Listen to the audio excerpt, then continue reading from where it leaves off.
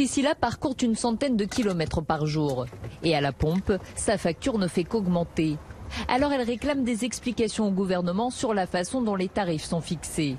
Elle a lancé une pétition. L'idée de lancer la pétition, c'est pour savoir de quoi sont composées les taxes.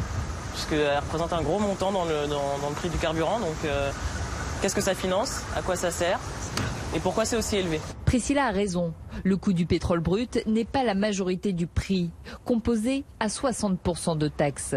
La principale est la taxe intérieure de consommation sur les produits énergétiques, connue sous l'abréviation TICPE. À chaque fois qu'on augmente le carburant de 1 centime, ça fait rentrer 350 millions de taxes dans les caisses de l'État. C'est donc bien le gouvernement qui a la main sur les prix. Il peut les faire baisser en changeant le montant des taxes.